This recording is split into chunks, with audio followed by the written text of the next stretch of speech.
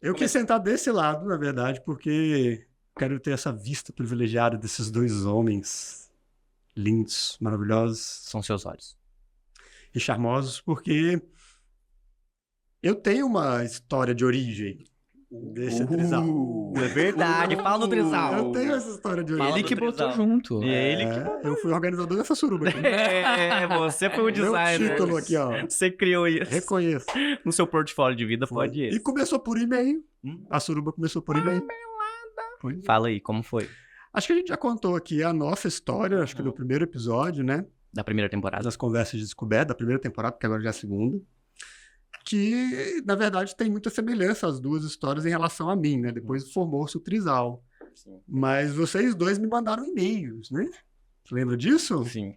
Pequeno Tário. Claro que eu lembro. Muito bom que o trisal Tá. parece sério. Mas não é. Mas, deixa Deixa aí no nas ar. entrelinhas. E eu acho muito incrível. A gente tem falado muito disso aqui, né? Episódios vários a gente mencionou essa tecla de como que as relações vão se formando através da sua autodireção na aprendizagem e a sua aprendizagem autodirigida vai também se compondo das suas relações, né? Essa relação muito mútua, umbilical e maluca que se estabelece entre relações e aprendizado. E acho que vocês dois fizeram exatamente isso comigo e agora a gente faz entre todo mundo por meio desse contato que começa no e-mail. Eu tava lá, livre, leve, solto, produzindo meus rolês, de boa. Tava queiroso. Tava queiroso. Tava aqui, ó. querendo. Tava na caça. Dia da caça A do- espera. A Dia da espreita. caça do caçador. Deixava umas pistas, assim, né? Aí, quem quisesse... Não, coloco no final de todo post. Gente, ó. Se quiser falar comigo, manda O um golpe e-mail. tá aí, cai quem quer. Era o Alex. Maravilhoso. E aí, vocês dois morderam a isca, meus amigos. Nossa, gente. Caiu foi, na dele. Caímos no Caiu no Isso, papinho Caiu. brindológico dele. Caiu. E aí vocês me mandaram esses e-mails, se apresentando, contando de vocês. Tarek aqui, nosso convidadíssimo especial, disse que estava escrevendo um livro. É um Quero livro saber. que eu ouvi aí umas pessoas falarem que até já foi lançado. Eu queria saber. Pois é. E essas amizades me formaram como pessoa e me formam. E isso é muito foda, assim, de testemunhar, sabe? E acho que eu queria trazer essa história de origem, assim, por meio de dois e-mails, dois singelos e-mails de alguém que estava compartilhando algo em voz alta na internet. Vocês encontraram, a gente se encontrou, desde então a gente já viveu um monte de coisa junto, já vivemos junto em Brotas, já trabalhamos junto, acompanhamos caminhos uns dos outros, vibramos, choramos e tudo mais. E acho que vale talvez vocês contarem a história de vocês também, né? Porque tem essa história também aí da outra, como é que fala isso na matemática, gente? Da aresta do triângulo. Nossa, aí gastou. Ai, A minha mãe vai ficar trouxe. orgulhosa. Ah, eu trouxe de lá, das profundezas. Mãe, eu Ele tem aprendi. referências? Não entendi nada que ele falou. Minha mãe é professora de matemática, gente. Pelo menos isso eu sei. E acho que vale vocês contarem também essa aresta entre vocês, que eu acho que aí já vai trazer muita ventilação pra conversa. É sobre isso esse podcast.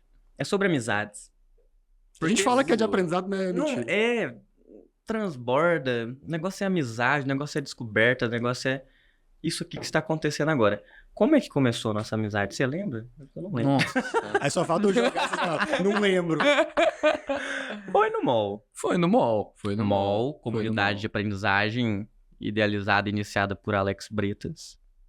Só pra dar uma tecla SAP pra quem descobre. Acho que a gente começou a se ver assim. Aí meio que você jogou. Eu via como você interagia lá no chat do mall com aquelas centenas de pessoas. Aí mas eu não lembro. Eu acho que teve um momento que a gente de fato passou de conhecidos a de fato ser amigos. Teve mesmo. Como é que foi esse momento? Teve um momento. Eu não lembro se foi esse momento, mas eu lembro que assim, o Tarek também tava lá e ele foi convidado pra fazer uma fala sobre sei lá o quê. Não, era A sobre... memória aqui tá forte. Usa o lembrete. Eu lembro, era sobre filosofia na educação. Sim. E eu quero acessar essa pauta aqui também. E pô, o Tarek, você tinha 23 naquela época. Nossa, 2020, 2023. Caralho, E acertei. você tinha 18. 12. Olha o etarismo. Alerta amarelo aqui. Olha que eu tinha 18. Respeita. Já era maior de idade. É, Você tinha. 23. E hoje tem 26. A conta. 26. Tá bom. Mas teve um momento que eu percebi que eu virei amigo do Tarek, este filósofo da educação, esta sabedoria, Essa essa divindade. divindade. Porra, que escritor, velho. Esse cara me ensina a escrever sem saber. Eu fico lendo os textos deles. Aí eu queria muito estar com ver com você mesmo Porra, aqui. Pra pegar trechinho. O sabe? livro dele. Posso tentar acessar digital daqui a pouco. O livro enfim. dele. Mas eu sei que nossa amizade começou, e era dentro desse universo da aprendizagem, quando tava eu, Tarek e Gustavo, seminus. Ah, Então era de fato o uma suruba. fatídico. Olha a O história. fatídico. Opa, olha o que você vai falar. hein? Olha o fudômetro. O fudômetro. A gente tava sem camiseta e fazendo uma reunião de trabalho. No Zoom, pandemia. Do English Pod. Nossa. Vamos gente, falar disso? contar essa Vamos história. falar disso. Então Vamos falar vamos- disso. Bom vai. resgate. Então, ó, Traz. contexto dessa conversa. Alex, Tarek foi uma pedra no meio do caminho do Alex, que tava queiroso, e mandou um e-mail pra ele porque se interessou pelo universo da educação, que ele tava investigando. E aí, Alex puxou Tarek e convidou ele pra participar do mall, convidado pra poder falar e se envolver no rolê. Eu tava trabalhando junto com os dois como tutor lá no mall, e a partir daí a gente começou a se relacionar ali e tal, encontro vai, encontro vem, coisas online, pandemia, até que nós temos a brilhante ideia de criar uma comunidade de aprendizagem autodirigida de inglês. Uhum. Por quê? Tarek já estava atuando como professor de inglês. Posso soltar essa aqui? O quê? Tarek é poliglota. Vamos falar disso. Vamos falar dos universos e aventuras de falar aprendizagem dessa do Tarek. poliglotice. Tarek já estava Poliglota. no universo dos idiomas, hablando, pero que very much language. Muitas linguagens. Muita Muita linguagem. língua. E eu tava com a Reaprendiz, tinha uma estrutura ali de pessoas e comunidade. A gente Tarek se olhou, tal. flertou. Perceberam um desejo de pessoas de aprender inglês de uma outra forma, né? Outra forma para aprender inglês. Isso é forte, isso é forte. E aí, vamos criar então o Reaprendiz English Pod. Oh my God. Tarek, conta você. E aí, por Contou isso que nós eu. estávamos sem... Um dia que a gente Ai, que bom que vocês resgataram o English É. Pod, velho. Porque aí, então, aí né? fazendo reunião pra desenhar a experiência, eu tava lá, eu falei, é o Tarek, eu tô em casa. Aí eu nem coloquei camiseta pra ir pra reunião. Mas aí minha mãe, você tá trabalhando? Falei, tô. Fico sem camiseta na frente dos outros. Naquele dia, a nossa amizade, ela se concretizou. Concretizou. Ela Que não faz uma falta de uma camiseta. É, e a gente tem um print desse dia. A gente tem um Eu print. tenho- Eu tenho essa Tem, foto. tem. Você tem? Nossa. Aí vai. Conta pra nós. English Pod. Não, é época pandêmica, né, pra contextualizar, né? Então, foi tudo uma experiência online e a gente meio que... Eu tava trabalhando com os idiomas e aí eu sempre tive a vontade também de fazer uma experiência maior, com mais pessoas, porque eu trabalhava, até era minha fonte de sobrevivência, com aulas particulares de idiomas. E aí o Luiz tinha toda essa estrutura maravilhosa da Reaprendiz, e a gente teve esse momento aí de se conectar, de se conhecer, e a gente falou, vamos lá, por que não? Vamos fazer uma coisa diferente? E aí já começou a doideira. A brisa. Aí começou a brisa. Porque eu tinha a impressão... Eu não sei por que eu tinha essa impressão. Talvez a sua estética. Ih, lá nos idos de bom. 2020. Qual dessas Vamos estéticas? falar dela. A Eu acho. estética bicho grilo. Não. Essa aí é quando você já A descambejou. estética Justin Bieber. Essa. Qual dos pokémons Luiz De Sérgio? 2020. 2020. Um Pensa lá. Sem barba. Que eu tinha uma visão de você mais sério. Eu achava que você era mais... Piroqueiro. mais sério, assim, né? Um menino, tal, empreendedor, tal, né? Businessman. Businessman, Startupper. reaprendiz. E aí falei, não, mas vamos lá, o cara é legal. Aí... Olha ele! Não, vamos lá. O startupeiro, mas é meu amigo. O que um militante pensa? Pô, vou ter que dar. Não, vamos lá, pô. E aí a gente começou a conversar, nossa, cara, e aí eu já vi que ele é esta pessoa. Essa pessoa maravilhosa. E aí quando eu percebi, tava eu, ele e o Gu, grande Gu. Ô, Saudade de Gustavo. Beijo, Gustavo Beijo, Lima. Gustavo. Que não é o... Que não é o Gustavo Lima. Não é esse. É não aquele. esse. Tava nós três sem camisa e assim, na maior, pensando e sonhando como seria, conversando sobre a proposta. Rindo muito. Rindo muito. Nossa, e Ô, esse humor. Se você trabalha, E é isso, que gente. delícia que é trabalhar com esse povo. gente, e eu creio até que isso é uma coisa essencial, assim, para ambiente Sim. de trabalho, né? Sim. A leveza do humor. Isso faz toda a diferença. A informalidade. A também. informalidade, você se sentir que... Informality. Você pode... Em alemão. Ah, não, véi. Mas debochar, cara. Que você pode sentir que você tá à vontade, você tá em casa, Total. você... É maravilhoso. Foi E realmente... transitar, né? Entre a informalidade e a formalidade também das Uhum, pautas. Tipo, essa uhum, dança. E a gente gestou esse projeto juntos e foi uma experiência muito Parimos. louca, né? Parimos. Quanto tempo no total vocês conduziram uma turma de English Pod? Cara, Foram uns 2 a 3 meses, né, Luiz? Uhum. foi 2 a 3 meses. A gente pode contar também da estrutura, né? Uhum. Como é que foi? Quero saber. Mas aí já quero escutar de você também. Mas vou trazer um contexto. Acho que foram isso, né? 2 a 3 meses. E aí a gente ligou alguns pontos, assim. Olha as oportunidades na mesa, meu irmão. Mano, Porque muita gente Brincadeiras querendo à aprender parte. inglês, meu. inglês é uma parada muito desejada Com certeza. pelos motivos que Símbolo de seja. status. Uhum. Profissionalmente, o sonho de ir pra fora, etc. Imperialismo. Imperialismo cultural. Linguístico. Vamos. As veias abertas da América Latina. Pá. Então aceitamos essa realidade e vamos lá. Então tem esse grande desejo aí no mundo brasileiro e mundial de se aprender inglês. E a gente já estava se envolvendo, né, nessa coisa de criar comunidade de aprendizagem. Então aprendizagem livre, aprender a partir do desejo, aprender a partir da comunidade. Não olhar a aprendizagem de um tema que seja como um lugar de competição, mas de colaboração também, né? E uma coisa que a gente foi percebendo é, pô, então vamos juntar esses universos. O que a gente tá vivendo aqui com Reaprendiz e MOL de criar comunidade de aprendizagem com autonomia e com aprendizado de inglês. E aí uma coisa que eu fui percebendo ao longo, aí lançamos, tal, fizemos um evento pra chamar a galera, pra ficar sabendo. Uhum. Lançamos, tipo, cobramos uma graninha. Uhum. E foi legal também, porque foi um símbolo de, pô, foi uma das primeiras vezes que eu comecei a ser remunerado e ganhar dinheiro por algo que eu tava tentando fazer. Olha só, pela não loucura. sabia dessa. Olha, É verdade, né? e a gente, e assim, primórdios da O quê? Você falou pela loucura? O quê? Pela loucura? Você tá tentando fazer pela loucura. Ah, mas é pela loucura. Tudo que a gente faz aqui é pela loucura. A gente não tinha base, né? Eu só tava fazendo, tentando. De louco. Aí as pessoas acreditaram na loucura. Eles acreditaram. E aí deram uma grana ali, então fomos remunerados, pouco, mas fomos. Não dava pra pagar a conta do mês, mas foi uma grana que foi mais simbólica. Isso. do que- Isso mesmo. Então trabalhou na nossa autoestima, na minha autoestima Uhum, também, como uhum. educador e tentando criar algo. E aí, uma coisa que eu reparei, então foram esses 2, 3 meses, encontros semanais, que a gente...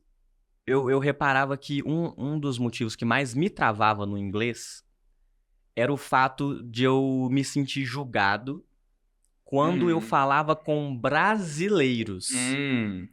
Porque olha a loucura. Eu fui Uhum. fazer uma entrevista para um emprego do Reino Unido com a Enroll Yourself, que era uma comunidade de aprendizagem de lá. E aí eu falei com a Zara Davidson, britânica. E na conversa com ela, eu super fluí no meu inglês. Né? Das vias que eu aprendi, naquele momento eu fluí. E quando eu falava, por exemplo, com algum brasileiro, eu me sentia julgado. Porque o estrangeiro não ficava me corrigindo toda hora. Uhum. O brasileiro fica me corrigindo. Isso é um fato. Não, porque você errou a pronúncia. Não é how are you, é how are you. E aí, velho... Coloca ali. Bota aquela careta, né? E, velho, o julgamento é uma violência. Essa correção não pedida é uma violência. E aí, a cada momento que eu ficava sendo corrigido sem pedir, eu falava, pô, eu ficava com medo de falar. Claro. Atrapalha Você o seu processo. Então, sabe essa sensação Você de, se pô, encolhe. eu aprendi inglês, eu vejo séries, escuto música, podemos falar das formas que aprendemos inglês aqui, né? Que vem por vias formais e informais, no meu caso. Só que eu sentia que na hora de falar, dava aquela travada. Então, eu percebi que o meu inglês, a minha trava era muito mais emocional Sim. do que de repertório linguístico, sabe? E aí, isso foi uma coisa interessante que se desenrolou no English Pod, porque como é que funcionou? A gente replicou várias estruturas de brincadeira, brincadeiras teatrais. Então, a gente começava o encontro com uma chegança mais emocional, de como é que você tá chegando, né? Como é que tá a sua qualidade interna. Então, em uma escala de Carminha. Isso já em inglês ou não? Isso a gente intercalava. A gente vai falar dos métodos que a gente foi criando também. Isso. Então, então já chega me perguntando como que eu tô. Já dá espaço pra eu poder falar. Não é uma aula que só um fala e todos escutam. Então, todo mundo falava logo no início. Então, essa estrutura é meio de roda, apesar de ser no Zoom, já era uma estrutura de roda. E a gente começava com dinâmicas e brincadeiras. E coisas pra conectar a galera. E aí, a gente foi começando a entrelaçar o inglês nessas dinâmicas. E aí... Lembra do Take That Risk? Take that risk. Take that Conta risk. de algumas das dinâmicas e brincadeiras que a gente foi fazendo pra diluir esse medo emocional do julgamento e da correção que a gente trouxe de outros espaços de aprendizagem. Nossa, então, tem muita coisa pra falar sobre isso. Então A primeira coisa, essa coisa do você ser corrigido por brasileiros, isso me lembrou... Tem a Chimamanda, uma escritora nigeriana, ela tem um livro chamado Americaná. E ela conta uma coisa que é muito similar a isso, né? É chamado de Americaná, é um termo que se dá às pessoas que vão estudar nos Estados Unidos e voltam para a Nigéria, e aí quando voltam, elas voltam de uma maneira diferente, elas meio que esquecem de falar a língua materna, elas colocam um acento forçado, então meio que emulam um modo de ser diferente, para meio que dizer, ó, eu sou daqui, então eu sou brasileiro, né, no nosso caso, mas ó, eu não sou a mesma coisa que você, eu não sou qualquer brasileiro, sabe? Então, uma maneira de se distinguir dentre os seus iguais. Olha só que doido, né?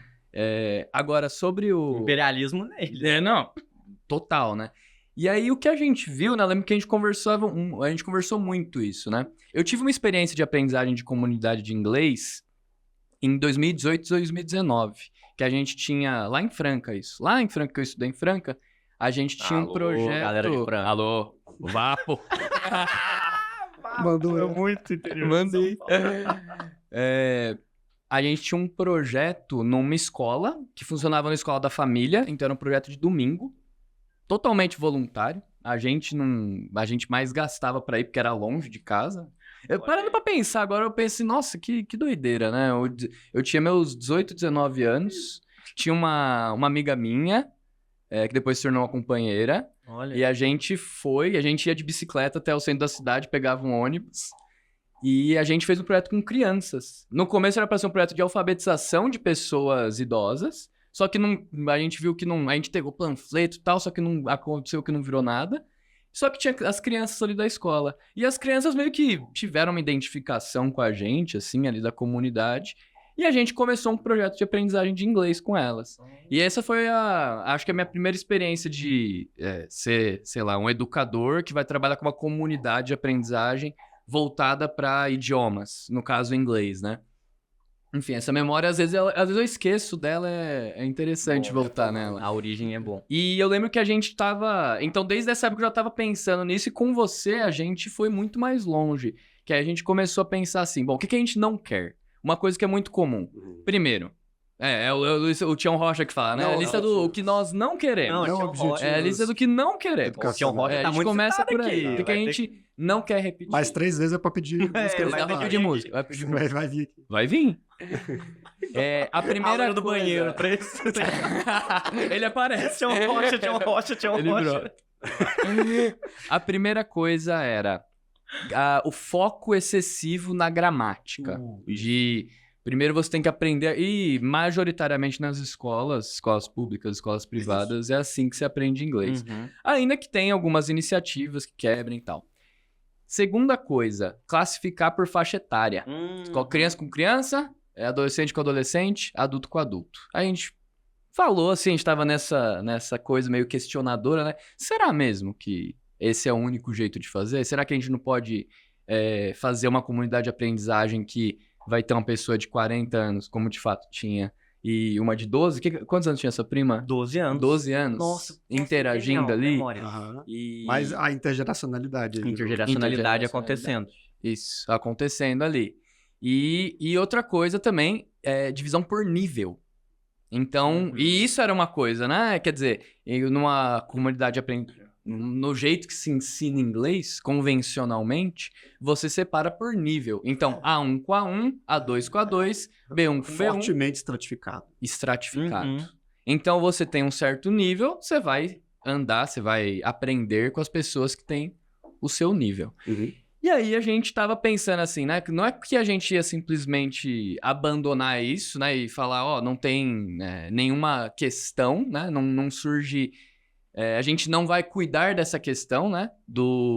Da fluidez das pessoas no idioma. Mas como é que a gente reconfigura isso sem ser pela divisão, estratificação por níveis, né? E opressora também, né? Com Porque certeza. nós estávamos, né? Se fosse essa via... Nós escolhemos, nós estamos supondo que o outro está nesse nível, ou por mais que venha de um teste, nós estamos supondo que o outro não quer ir para outra relação, para uma dificuldade maior ou menor, né? Então a gente está escolhendo por ela qual que é o nível que ela tem que estar. Exato, a heterodireção nisso, né? Eu te chancelo, falo, ó, agora você pode participar do Eu clubinho. te digo quando você tá pronto. Faz a prova aqui, ó. Vem cá, faz a prova. Isso. O tenquismo, né? Tem que aprender através da gramática. Tem que aprender com a mesma idade. Tem que aprender do mesmo nível. A gente estava questionando esses não... Exato. Não tem que. Exato. E a gente meio que nessa ideia, em parte experimental, a boa parte do experimental, mas também muito fundamentados, Sim, né? sim. A gente tinha experiência, não talvez no campo exatamente do inglês, mas de outras partes de aprendizagem.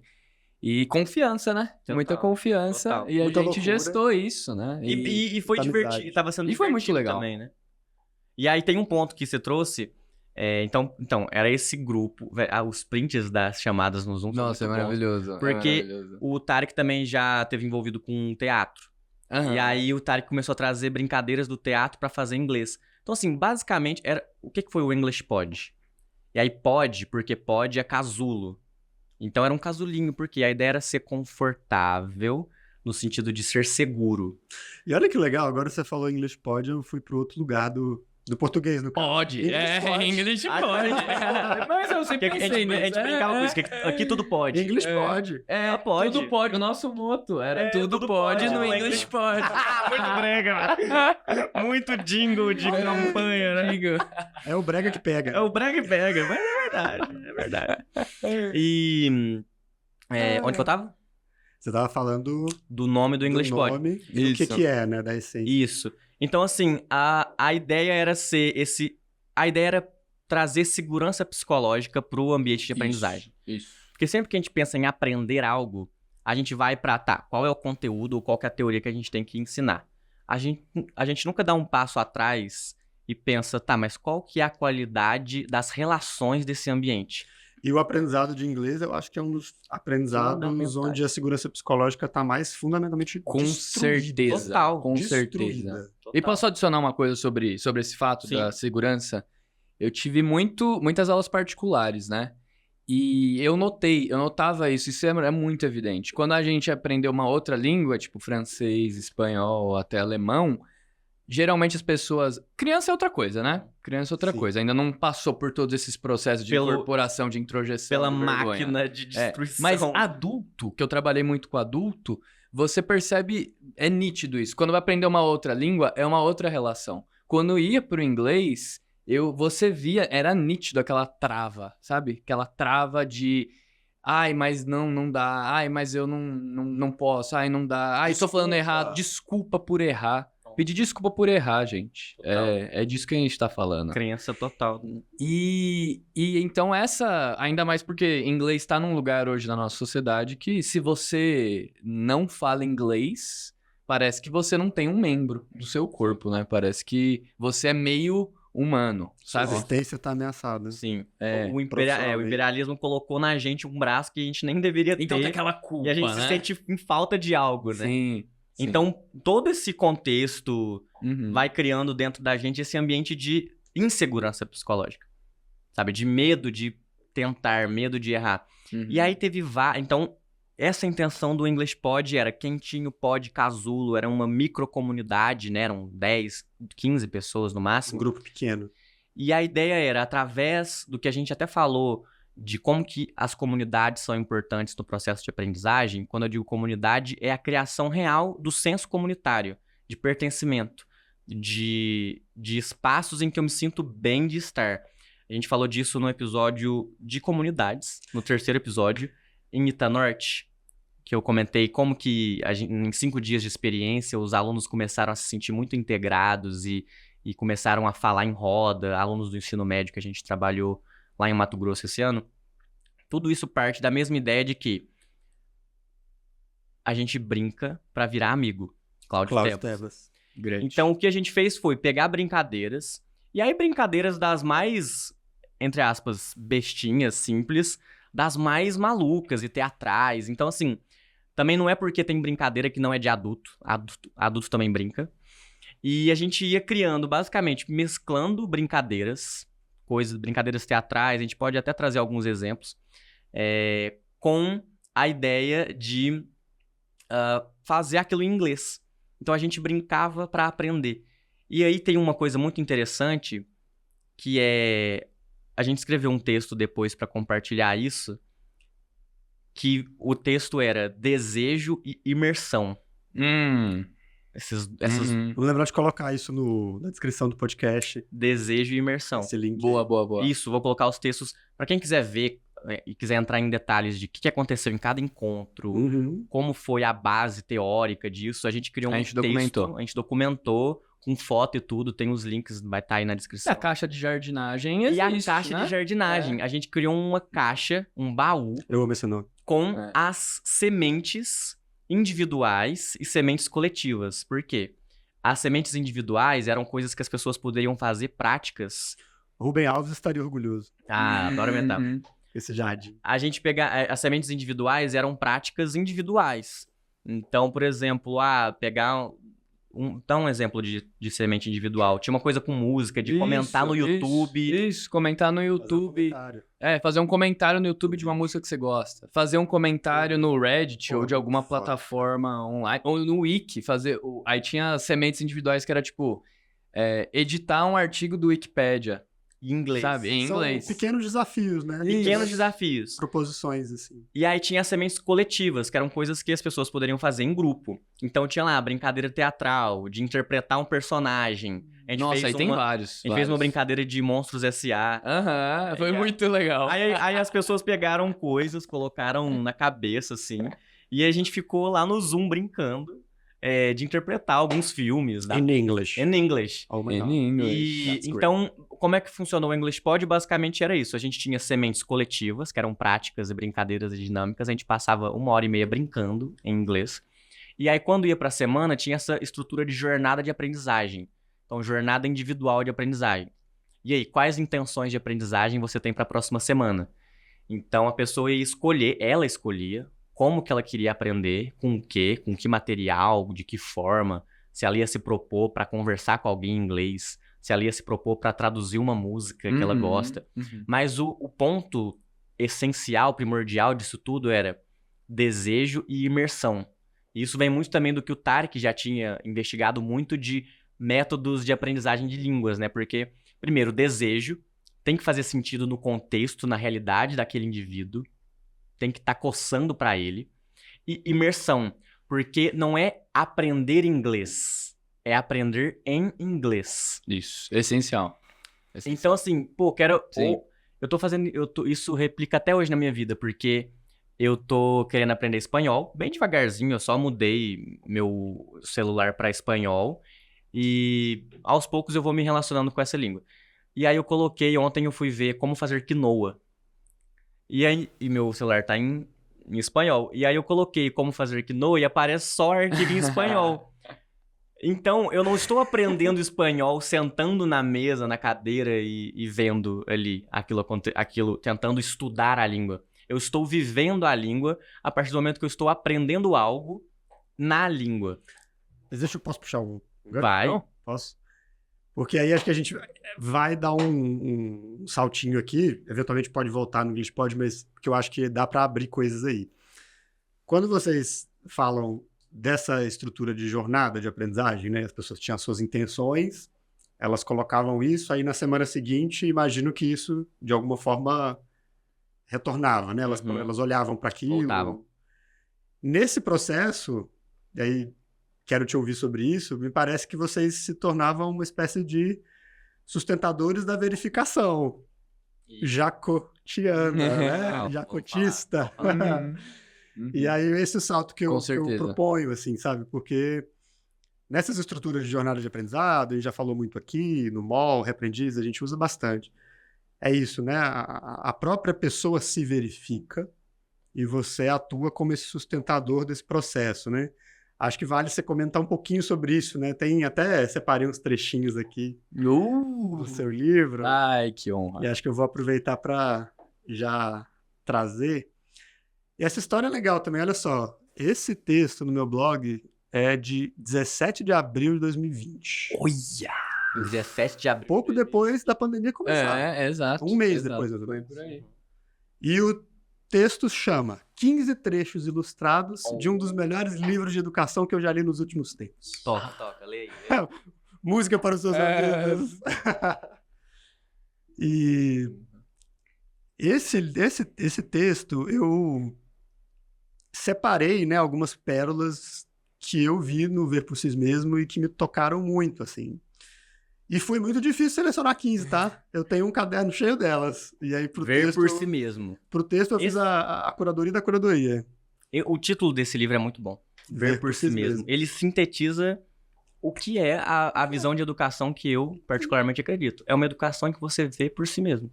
Isso. Você escarafuncha por si mesmo. É isso. Vai. Bom, vou separar uma ou duas aqui, né? Porque são muitas. E aí eu quero propor da gente ir para esse caminho, assim, né? Não só na aprendizagem de inglês, mas a gente derivar para... Se replica em tudo. O que a gente está falando aqui. Olha só.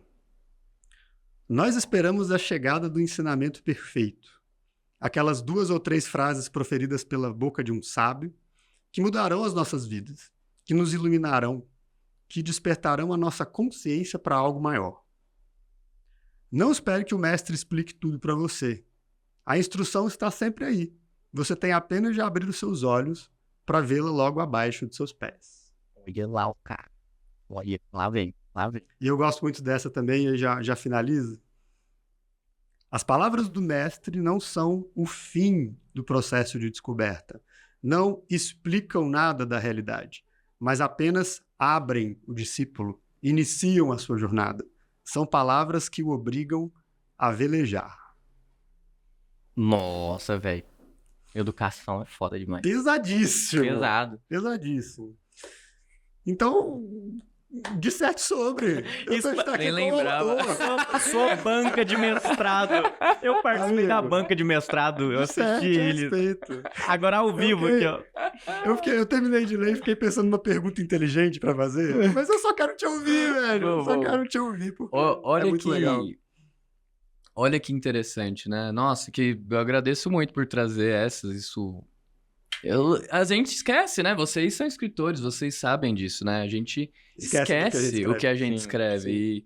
E muitas vezes você volta num texto, isso é muito legal, né? Você parece, pô, mas eu pensava isso nessa época, que legal. Que interessante. E essas frases, né? O Ver por Si Mesmo, ele é escrito na forma de estudos, né? São 6 estudos sobre diferentes tradições, pessoas teóricos, e cada um tem uma lição sobre a educação da sensibilidade, que eu estava chamando ali de educação da sensibilidade.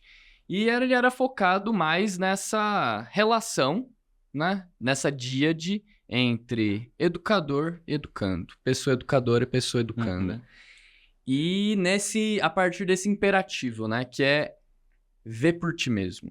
Então eu identifiquei nessas 6 tradições esse mesmo imperativo. O imperativo de ver por ti mesmo. Não é para você simplesmente se apegar às minhas palavras ou ao que eu digo que o mundo é. É preciso que você descubra o mundo por si mesmo. Que você coloque a sua pele em contato com a pele do mundo. Então isso é essencial. Isso é essencial. Poético. E então, uma coisa... O que mais me fica, assim, desses trechos, né? É essa vontade, né? E aí, trazendo o Jacotot que você colocou, você trouxe ele, né? O Jacotot, para quem não sabe, foi um educador francês, ali da época da Revolução Francesa, então faz muito tempo. E ele formulou isso que a gente chama de ensino universal, que basicamente ele dizia que todas as inteligências eram iguais, e que, portanto, o método explicativo, que considera que uma pessoa só aprende uma coisa se alguém explica para ela o que essa coisa ele não só é uma coisa do qual a gente pode prescindir, ou seja, que não é necessário, mas, na verdade, é esse método que configura a pessoa como incapaz. Esse método, ou melhor, essa estrutura, essa ordem explicativa do mundo, é que torna as pessoas embrutecidas. Embrutecidas. Um embrutecimento. Sim, categoria muito importante. Do Rancière. Muito importante. O que é embrutecimento? Do Jacotot e do Rancière, né? O que é o embrutecimento? O embrutecimento é quando uma inteligência, para acessar o real, ela tem que passar pela mediação de outra. Então, quer dizer, você nunca vai ver o real como ele é. Você vê o real tal qual eu digo que ele é. Refém. Para você. Então, se eu digo que o real é assim, o real é assim. E você vai aceitar essa explicação. Então, não permito que a sua inteligência se desenvolva ali diretamente com o mundo. Então, e aí isso tem consequências várias. A gente poderia entrar aqui. Porque isso é muito profundo. Eu acho que isso é muito profundo. Isso me lembra o Gayarsa. José Ângelo Gayarsa, um psicoterapeuta brasileiro que...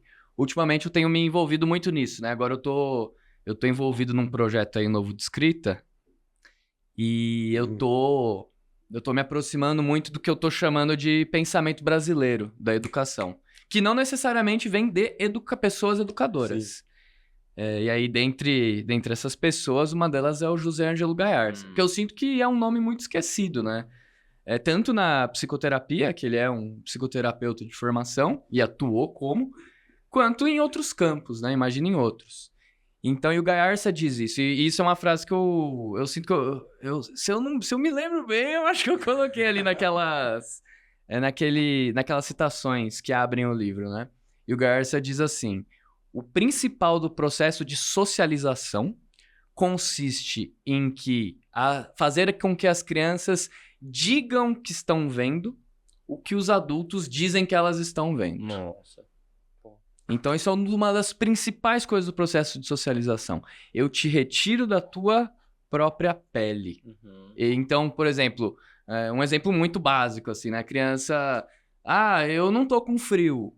Aí chega a pessoa que tá cuidando dela e fala: não, você tá com frio sim. E coloca nela, né? Quer dizer, e isso é um exemplo muito, muito banal, mas a gente pode ver em diversas outras áreas da vida essa sobreposição, né? Quer dizer, a gente acostuma e se deixa acostumar por esse processo de cortar a experiência da pessoa, né? Então, você desconsidera, você fala: olha, isso aí que você tá sentindo não é real. Esse pensamento seu, essa sensação sua, ela não é real. Então, o que é real é o que eu tô te dizendo que é. Sim. E isso tem consequências para quando a pessoa tá crescendo, e seja na educação, seja fora da educação. E isso se intensifica muito com outras opressões, né? A gente tem essa vertente também, né? Imagina isso no que se refere ao machismo, ao racismo. Tem uma intensificação desse processo, né? De alinhamento de si. né? Da própria pele, da própria sensibilidade. Do próprio contato direto com o mundo. São várias estruturas de opressão. Essa estrutura é o que a gente tava falando de estrutura de opressão epistemológica. Isso. Isso se aplica? Acho que eu diria até que vai até... É um pouco mais fundo que o próprio conhecimento. É a sua relação imediata com o mundo. É ontológico, a sua relação... com a realidade. Você tá vendo isso? Eu posso confiar no que eu estou vendo? Então, uma das práticas do Jacotot, que eu fazia com os meus alunos e faço até hoje, e que muitas vezes causa um certo desconforto, né? Que, principalmente quando eu percebo que a pessoa educando, ela tem uma personalidade mais submissa, né? Quer dizer, ela, então...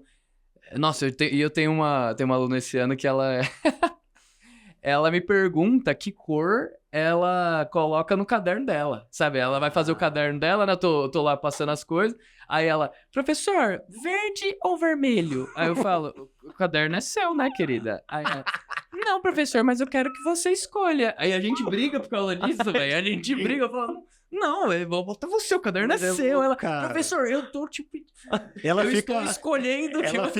Ela queria a sua cor. Ela fica incomodada, então. Ela fica incomodada. Talvez. E aí uma coisa que eu faço assim, é que, principalmente em inglês, né? A pessoa vê, tá certo isso aqui? Aí eu volto a pergunta, o que você acha? O que você acha? E aí a pessoa fica, não sei, você é o professor, você vai me dizer se tá certo ou errado. E eu falo, verifica. Nossa, aí já briguei, briguei com tanta gente por causa disso. E o que é verificar? O que é verificar? Verificar verifica-se de fato. É bem simples, na verdade. Verifica-se de fato que você falou corresponde ao que é. Então, por exemplo, se você tá numa questão de pronúncia, você tá falando, você não sabe, escuta de novo. Tem uma frase sua, que não tá aqui nesse trecho, porque não é do livro, eu acho, mas que eu coletei em algum outro lugar, que tá lá no meu segundo cérebro, que é assim... Como que você transforma o eu acho que eu sei num eu sei? Isso. Exato. Isso é verificar. Exato. Isso é verificar. Certo? Isso é verificar. Posso fazer... O Alex matou. Posso fazer um isso. advogado do diabo aqui? Faz. Vou É fazer. importante. Quero fazer. Eu já ia fazer uma ressalva, mas vai lá. Então quer dizer, Tarek... Você vê aqui. Crítico de Twitter. Então quer dizer... Crítico de corte.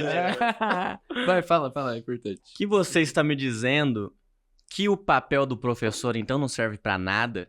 Não. Não é pra eu verificar a resposta e dar a nota Eu posso pra ver ele? por mim mesmo. Pra que serve, então, o professor? Os meninos que moravam comigo, eles adoravam fazer esse papel. Então quer dizer que é pra aprender sozinho? Então, Ninguém aprende sozinho. e a ressalva que eu ia fazer agora é que se você só escuta até essa parte, você pode achar, então o papel do outro não é importante, né? Na verificação, né?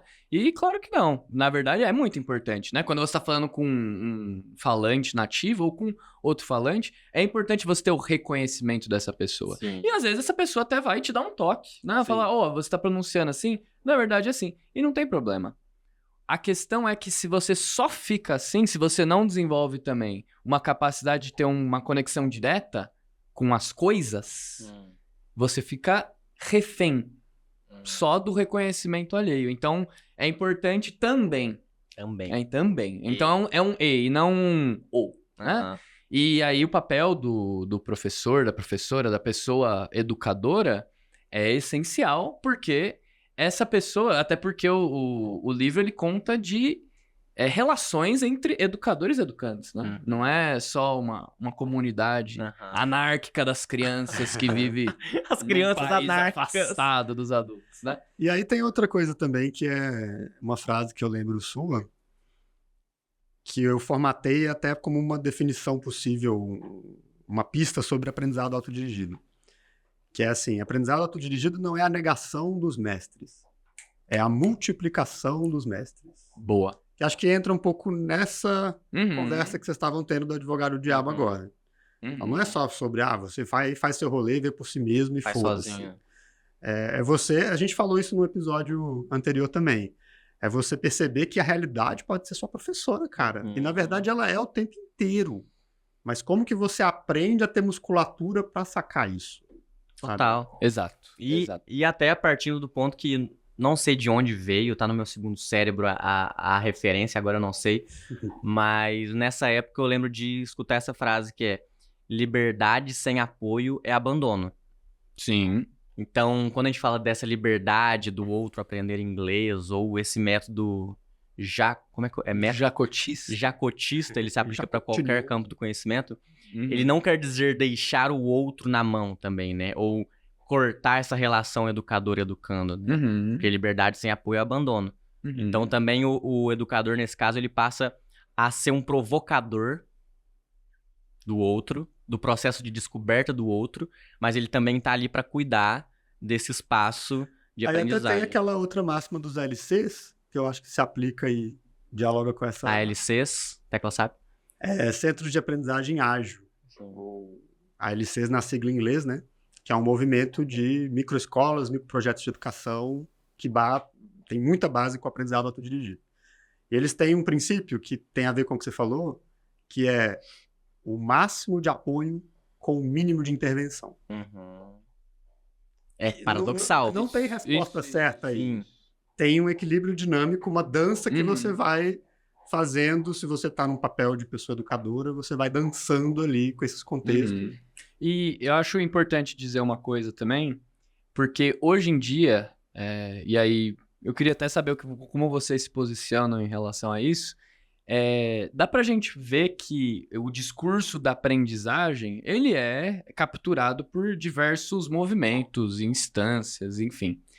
E um deles é um reforço desse indivíduo neoliberal que ele se basta a si mesmo, Uhum. ele prescinde das relações com os outros e ele é o centro do mundo e da Uhum. sua própria verdade, né? Yes. Então, Yes. isso é uma coisa que a Sensacional. gente...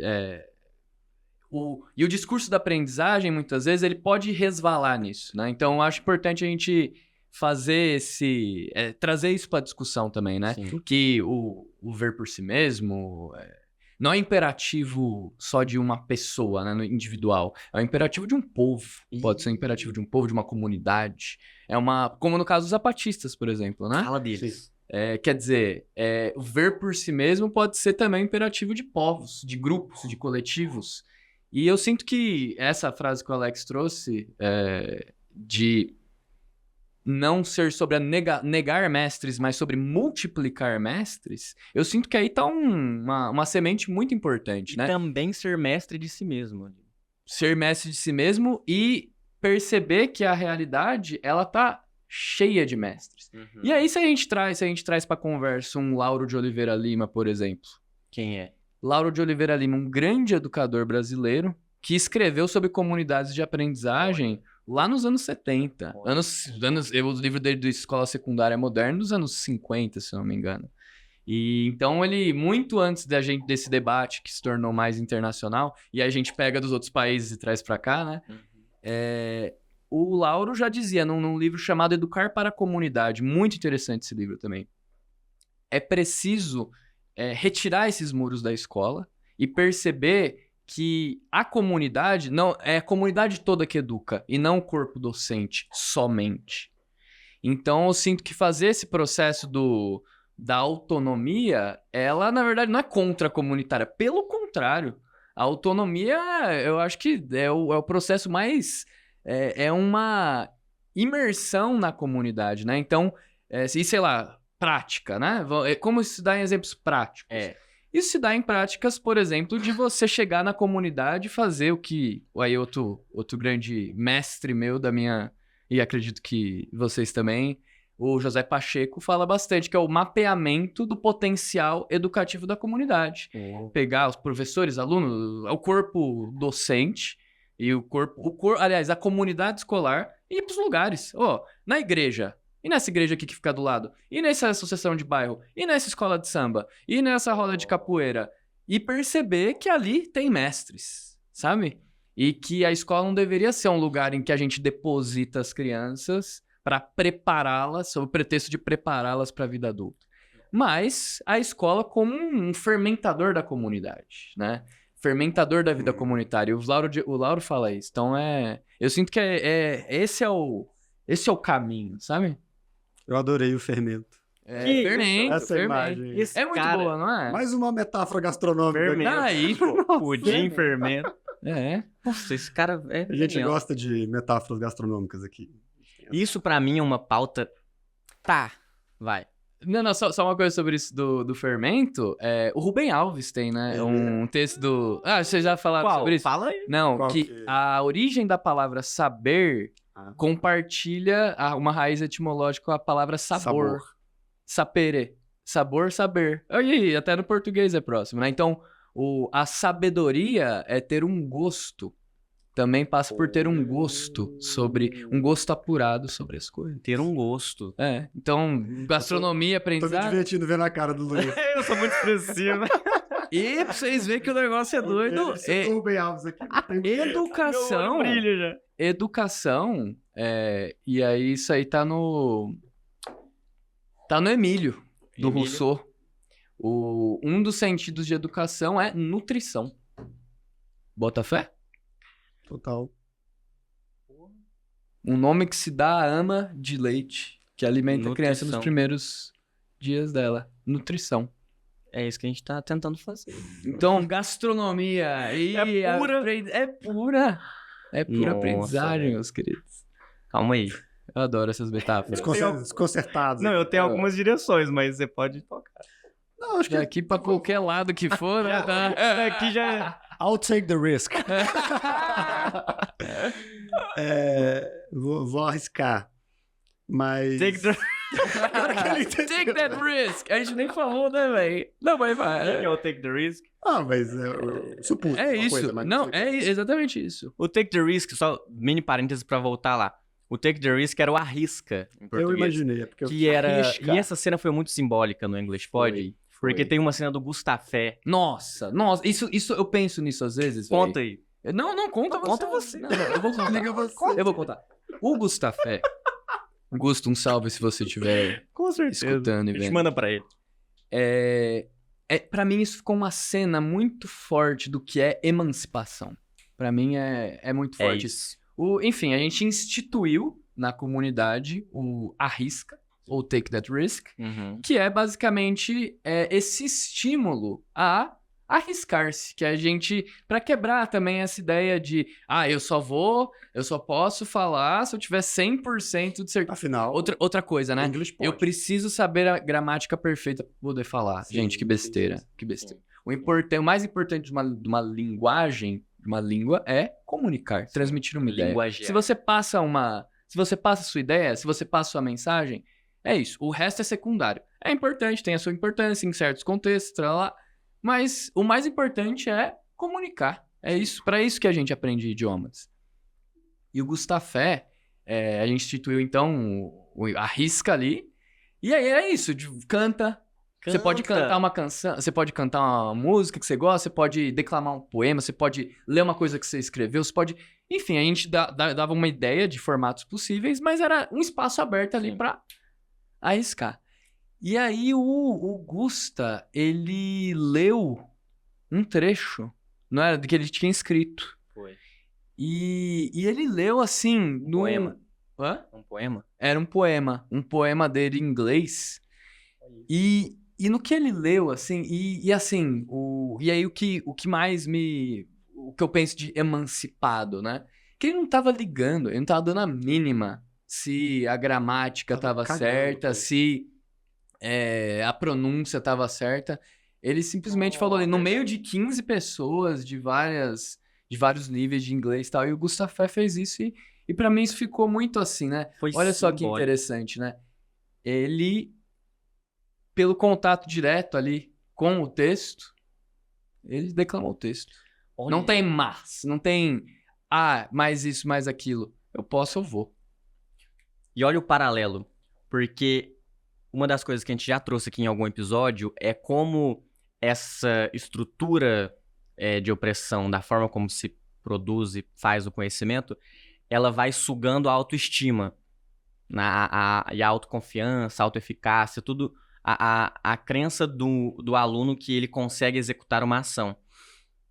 E naquele momento que a gente estava numa cultura apreciativa, a gente também colocava muitos rituais de apreciação. O que é isso?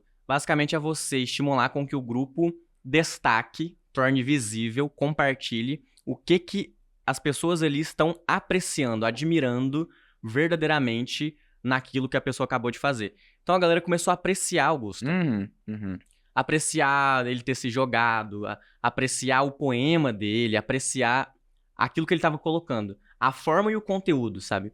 E se fosse para ser professores de inglês, a gente ou pararia ele, ou esperaria ele terminar para corrigi-lo. Então, Gusta, aqui, sua pronúncia aqui é desse jeito, que é desse jeito.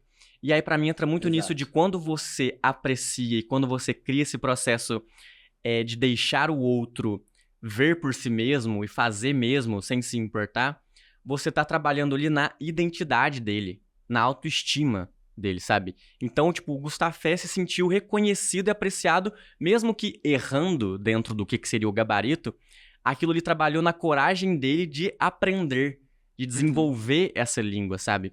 Então, acho que isso E o que é errar, né, cara?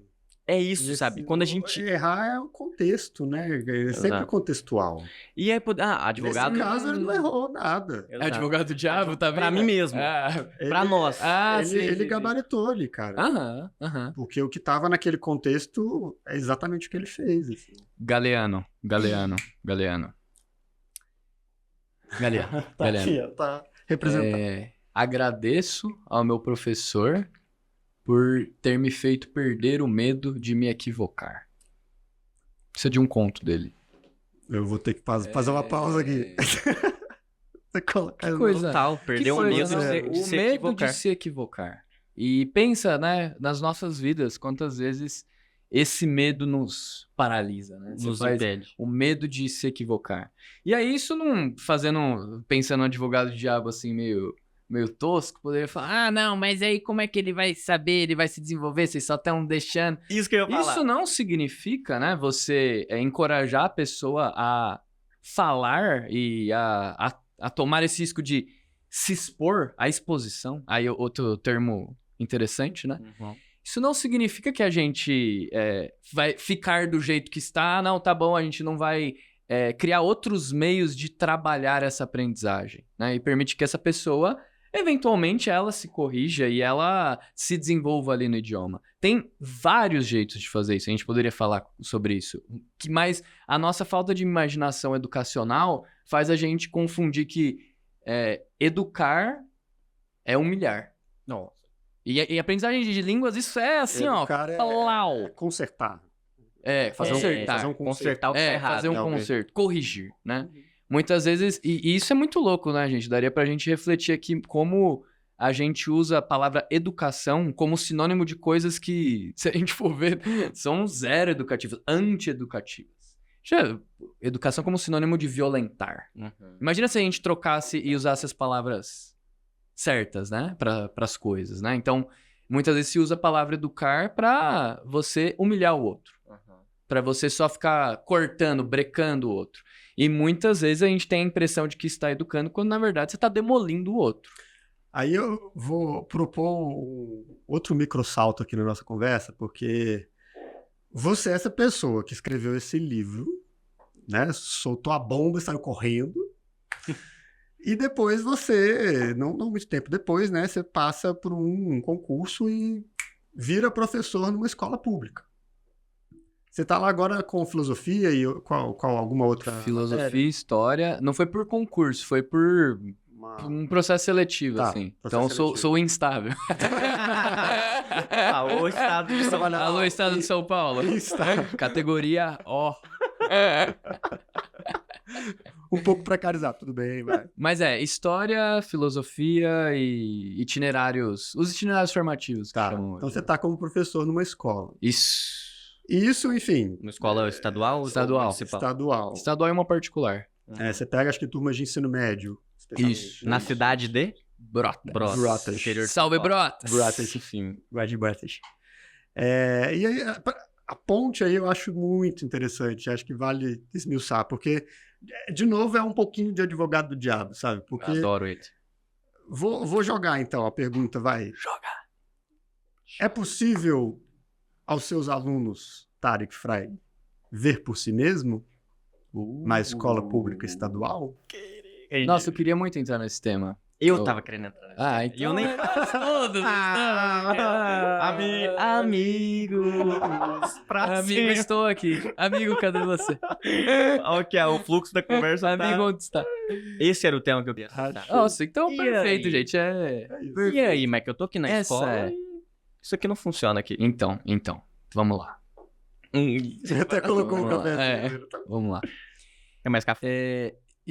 Não, obrigado. E eu acho que é importante também falar na minha trajetória, né? Eu, por exemplo, eu tinha um grupo de estudos anarquista na faculdade. Uhum. E então você pode ver que eu não era o cara mais institucional. Muito pelo contrário. Eu passei ali por uma fase da faculdade. E é óbvio, né? Você tá se interessando por ideias, e aí quando você é mais novo, elas têm aquela fascinação, e aí você meio que veste a ideia. Então, normal. E então eu passei por um pensamento muito anti-institucional, né? E então eu achava, era um pouco alérgico às instituições, né? As instituições, elas cristalizam, elas fecham, elas definem o que é certo e o que é errado e acabou, e elas constrangem as pessoas. Eu me identificava e Né? identifico nesse... É que não é ou. O anti-institucional. Isso está errado? Não. Mas não é tudo. Exato. É isso. É isso. E de fato, sendo. Eu tô. Mas ao mesmo tempo, eu nunca fui. Sei lá, eu tô na escola fazendo projetos, dando aula, desde 2016. Uhum. Nesses últimos 2 anos, eu de fato peguei meu óculos de mergulhador assim, eu pulei de cabeça e. Enfim. Mas eu tô nessa realidade paralelamente com os meus projetinhos fora da escola também. Uhum. E então eu sempre eu acabava por ter esse pé dentro da instituição e fora da instituição. Então eu nunca fui completamente capturado por esse discurso anti-institucional, né? Mas muitos meus amigos eram, e a gente conversava, assim, a gente dialogava. Então eu vim daí. E aos poucos, e assim, né? Vamos deixar dizer algumas coisas, né? Primeira coisa, existe um tipo, e aí o Ricardo, ele não vai me deixar mentir, existe um modo de funcionamento na instituição que as pessoas entram, que é assim, você se preocupa só em reproduzir a instituição ela mesma. Então a instituição tem os seus rituais, tem o seu modo de funcionar, e muitas das vezes vem uma determinação de cima, na DE, no caso, diretoria de ensino, fala, gente, tem que dar a prova tal. Aí você organiza os professores, beleza, vamos dar tal prova. Então tem colaboração, tem trabalho de equipe, mas é muito mediado por uma determinação que vem de cima. Uhum. E fica numa espécie de ciclo que se reproduz a si mesmo só. Uhum. Então é muito fácil entrar nesse modo eu diria até que é o funcionamento, hoje em dia, como estão as coisas, né? O funcionamento normal de uma instituição, né? Você vai só girar a roda, Uhum. né? Agora, dizer que isso é tudo e que não é possível nada e, sei lá, tem essas teorias aí, né, que a gente chama de reprodutivistas, né, da escola. Quer dizer, a escola, ela só reproduz as desigualdades sociais, as opressões, e é isso. Você pode ser um professor muito descolado, você pode tentar fazer, mas no fim você será engolido pelo sistema. Saca essa... Isso é uma linha de pensamento filosófico na educação. Sim, tem, principalmente ali nos anos 70. Uhum. O Althusser, o Bourdieu, que vão trazer essas teorias, né? Quer dizer, a escola não emancipa nada, ela não desfaz igualdade. Na verdade, ela é um lugar a mais que essas desigualdades, essas opressões vão só se Pelo reproduzir. modo como ela se configura. Isso. Que isso, escutar esse homem é um tesão, velho.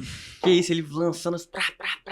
Fala mais. E aí, que acontece? Isso Então, eu fui meio... Aí tem o Ivan Illich também, né? O Desescolarizando a Sociedade.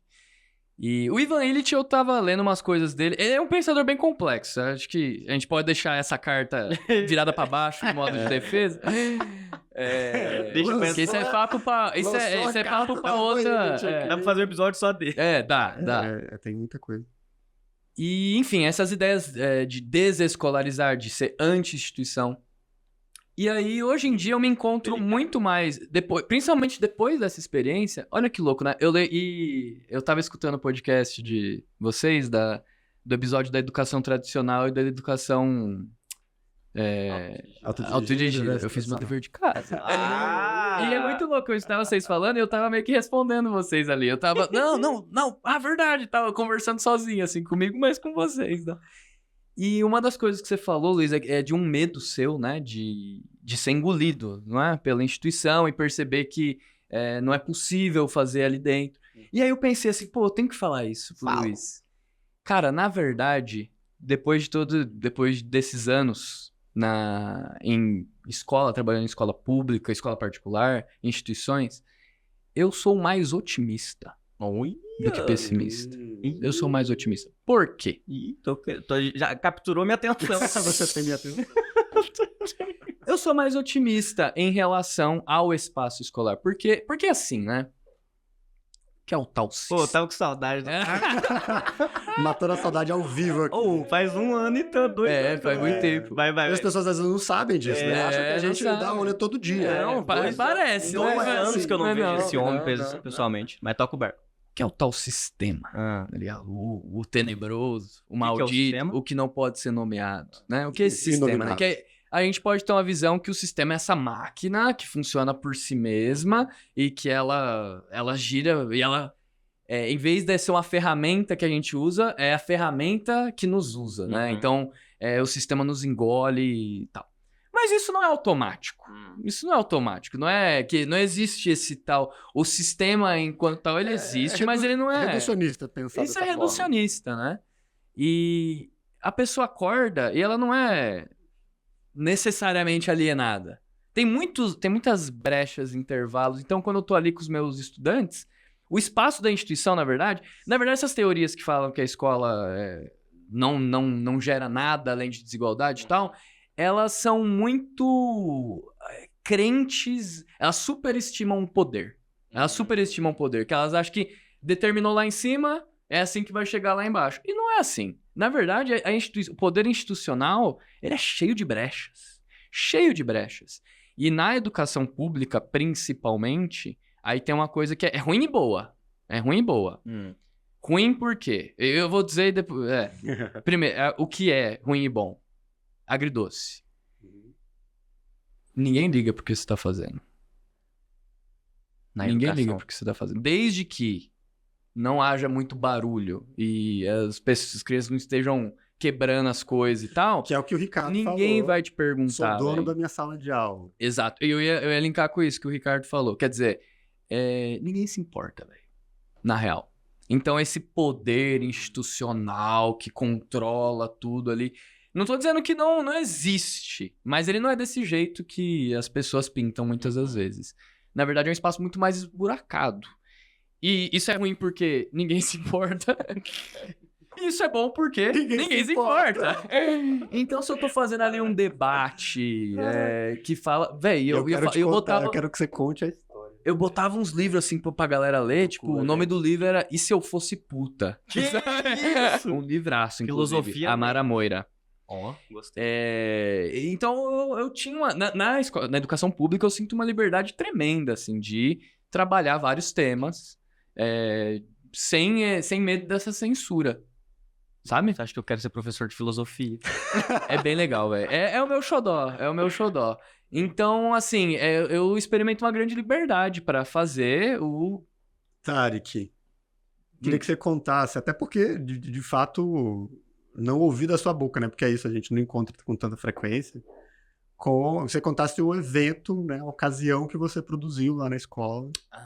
O duelo das ideias. Porque também tem a ver com isso desse assunto na prática da educação tem tudo a ver. Me parece que você vai contar essa experiência, que é incrível, mas eu acho que o duelo das ideias é uma brecha que você aproveitou. Isso, vamos falar das brechas. Total. Vamos falar das brechas. Das suas histórias que você tem com essas brechas. As brechas. Isso.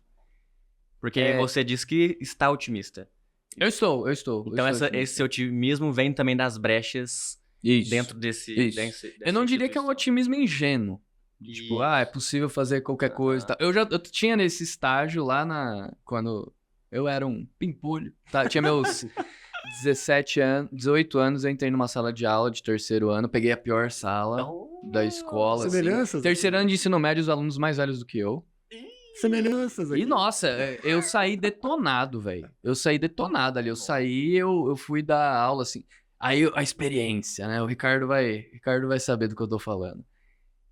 Que eu acho que os professores mesmo, trabalho, escola, educação formal, eu acho que eles fazem essa experiência algumas vezes, que é perceber que quando você tá lá, com o seu pudim, você tá lá com o seu pudim, você tá, sei lá, mó empolgado com a sua pra dar aula. uma aula, pra trazer uma dinâmica. Às vezes você vai fazer uma aula diferentona, mano. Às vezes você vai fazer, sei lá, você vai fazer um negócio autodirigido até. Uhum. E aí você percebe que não tem ninguém olhando pra você, velho. Ninguém prestando Nossa. atenção no você. Nossa, dói, velho. Dói. E aí aquilo me quebrou, que eu tava lendo Paulo Freire, eu tava lendo Rancière, eu falei, nossa, vamos... Aí eu cheguei lá, indiferença. Bom. E aí, velho, nossa, aí eu cheguei em casa, eu lembro que meu amigo me conta isso. Nossa, velho, é muito bom saber que você tá na educação ainda, porque aquele dia você chegou em casa e falou, nossa, acho que eu vou fazer direito, velho.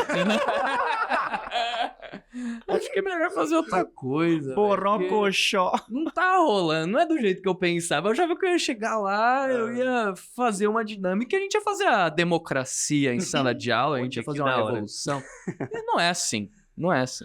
E isso é uma grande falha da minha formação. O quê? Da minha formação universitária. O que é uma grande falha? Isso. O fato de eu poder chegar na sala de aula achando que ia ser assim já é uma grande falha da formação. Né? E aí eu sinto que eu tive que correr atrás, eu tive que correr muito atrás de ter uma formação decente para poder ser um educador naquele território. Então eu tive que todos esses, se a gente tivesse boas instituições, Foi licenciatura. Perfeito. Se tivesse boas licenciaturas, eu não teria passado por isso. Ou estaria muito mais amparado e instrumentalizado pra passar por isso e não achar que é o fim do mundo, sabe? Porque eu achei que era o fim do mundo.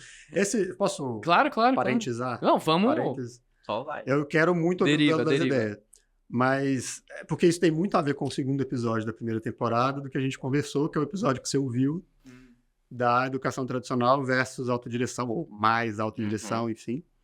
Que é exatamente aquele ponto lá que a gente polemizou, no melhor dos sentidos, entre nós, e a gente chegou em novas coisas, que é pegando da formação das pessoas educadoras desse país, assim, nas licenciaturas.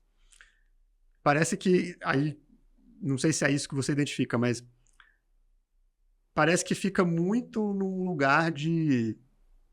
A pessoa só fica na teoria, e a teoria é linda, e aí ela talvez fique naquele paradoxo que a gente identificou de ou ela chega com muita banca, sabe? Poxa, eu vou chegar aqui, eu vou fazer a dinâmica, eu sei isso aqui, eu sei isso, aquilo ali, eu vou fazer a revolução e pronto, acabou. Ou então ela chega resignada. Sim. Ela chega, velho, sinceramente... Isso aqui eu vou ganhar meu ganha-pão, né? Eu vou fingir que... Sim, eles vão fingir que aprende. A gente falou disso. E aí já começa a resignação. Então, porra, mas deve ter uns caminhos do meio aí, velho. Que eu acho que é o que você tá... O seu otimismo talvez se Tá aí. né? E é uma coisa, antes de você continuar, uma coisa que eu aprecio muito em você, e a gente já tem falado, o Tarek, ele tem sido essa pessoa também semanal que eu tenho conversado. Tá tendo que voltar, hein? Vamos voltar aí. Inclusive, estamos agora voltando. Essa já conta. Mas o Tarek, a gente tem conversado muito semanalmente e eu compartilhando esse meu processo que eu tenho vivido com o Rico, processo que eu tenho vivido dessas estruturas imperialistas, colonizadoras e como que isso tem afetado a minha vontade de estar na educação pública. E é uma coisa que eu aprecio muito em você. O Ariano Suassuna falava que o otimista é um chato, o otimista é um bobo, o pessimista é um chato, o bom mesmo é ser um realista esperançoso. E aí eu te identifico nesse realista esperançoso, porque é isso, quando eu te escuto falando de educação, eu não escuto só um arrobo de juventude, de idealização, mas de uma consciência crítica muito enraizada também com essa esperança, sabe?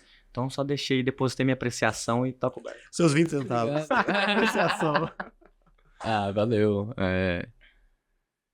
E Duelo das Ideias. Isso. Bom. Duelo das Ideias. E aí enfim, por esse déficit de formação, eu tive que ir atrás das minhas, né? E aí algo muito importante foi eu ter entrado eu fiz uma formação online com o José Pacheco, Escolas em Transição, o nome. E o que essa formação me deu? Foi conhecimentos? Também. Mas eu já tava... Teoria eu já tinha muita. Foi... sei lá, instrumentos, métodos diferentes? Também, mas não foi o essencial. O essencial foi comunidade, meus amigos. Comunidade. Vamos falar dela. Vamos falar dela. Por quê? Porque eu tinha todas essas frustrações e tinha os meus amigos de graduação que eu conversava. Mas não é a mesma coisa, saca? O pessoal tá ali tão perdido. E aí isso é uma verdade também, né? Sabe aquela pessoa que coloca os outros pra frente? Eu sinto que eu ocupava, e talvez ainda ocupe, muito esse lugar de... Eu sou geralmente pessoa que acredita, sabe? O projeto tá dando tudo errado, tá tudo caindo. Não, gente, vamos. Vamos lá. Dá pra fazer ainda. Dá pra fazer. Então, quando eu, que era essa pessoa, entrava na depressão, Queria fazer eu direito. desacreditava, não tinha gente ali pra me dar vamos lá, não, já passei por isso, acontece assim mesmo, vamos lá. Então, eu tinha essas frustrações. Quem acredita em quem acredita? Quem Quem cuida de quem Quem cuida? acredita em quem acredita, né? Quem faz o palhaço rir. É isso. E quem me fez rir? Essa comunidade. Porque eu pude chegar, foi um espaço que eu pude chegar. E eu pude só falar isso. Eu sou um educador. E uma coisa muito importante pra mim foi que eu fiz o PIBID, que é o Programa de Iniciação à Docência. Isso foi essencial pra mim também, pra ter para não ficar só nessa coisa do tô lendo aqui nos livros, não tenho contato com a realidade. Foi ótimo que eu tive essa experiência na faculdade, né? Essa quebra. O PIBID é uma das formas de extensão, Isso. né? Não é bem uma extensão. Não, de além da sala de aula. Não exato. é só a sala de... Assim, você escolhe Da sala de fazer aula da porque faculdade. você quis fazer. Isso. Ah, Você escolhe porque você quer. Voluntário. Sim. É o E aí você ganha uma bolsa, tal. E aí eu pude falar, gente, eu tô em tal escola, aconteceu isso, e aí? E aí o acolhimento que eu tive é aquela coisa que você fala, nossa, tá bom. Que o pessoal fala, e uma frase, né? É assim mesmo. Tem problemas estruturais. E você sabe que tem problemas. Não é que você não sabe que tem problemas. Eu sabia muito bem. Eu tava lendo Bourdieu, tava lendo os caras falando. Não, a escola tem problemas estruturais. E isso vai muito além da sua capacidade como professor. Então tem questões realmente que estão além de você. Então, quando você entra ali e você não atinge as pessoas, isso não é culpa sua. Olha o pudim. Necessariamente. Olha o pudim. E aí, olha o pudim. O pudim. Eu amo que a produção ama o pudim. Eu amo pudim. Tem que ser Olha o pudim. aqui um dia. Escuta o segundo episódio da primeira temporada. E aí, o que acontece? Mas é extremamente importante, o que a gente tá falando disso, ter o reconhecimento do outro, de uma pessoa mais velha que você, ou que tá na mesma que você, que vai falar, eu também. Nossa, o eu também. Só, a pessoa nem precisa te confortar necessariamente, falar, é assim, não precisa te dar uma direção, só o eu também. Nossa. Eu também pensei por isso. Você passou também por isso? Por quê? Como foi? Foi assim, assim, assim. Nossa, comigo também. Se aconteceu comigo e com você, e a gente se esforçou, a gente fez uma aula e tal. Por que será que acontece isso? Nossa. E aí você transforma frustração individual em reflexão coletiva. E fazer essa conversão, ela é transformadora. É transformadora, fazer essa transformação. Que aí você sai... E aí isso é uma desgraça que acontece muito com as escolas, né? A gente vê vários rituais institucionais para isolar os professores. Você entra ali na sua sala de aula, é você e você, velho. Com quem você conta? Você. Você é o responsável, você controla a bexiga dos outros. Nossa, que eu não suporto. Você controla... É você. E aí você tem essa experiência... Você pode até contar e tal, mas é ali, você tá isolado dos outros. Então, você ter eu acho que isso pra mim, aí chegando no duelo das ideias, o que eu acho que é realmente revolucionário numa escola, ou como aproveitar essas brechas pra criar cultura e criar, não ficar só, porque eu tive várias experiências muito boas, maravilhosas, mas qual que é a minha insatisfação com elas? Elas são episódicas.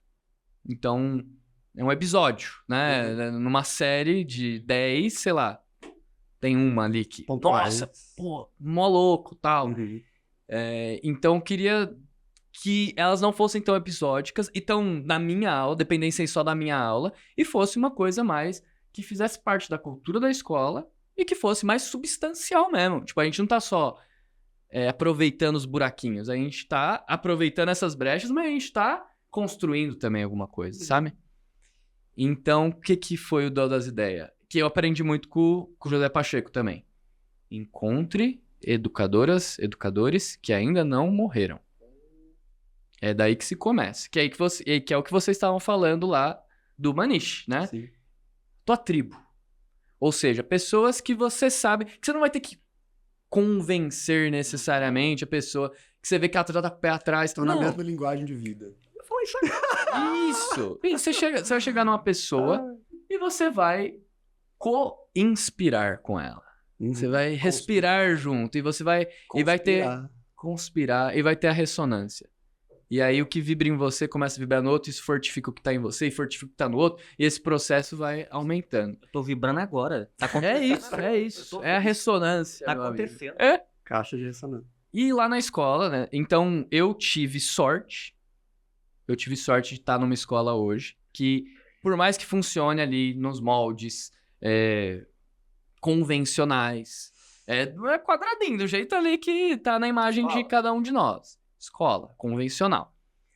E que segue em boa parte, tem essa coisa da instituição de, a AD mandou, vamos fazer. Mas eu tenho uma coordenadora que é muito aberta a diferentes ideias, ela até incentiva a gente a fazer isso. Isso é essencial.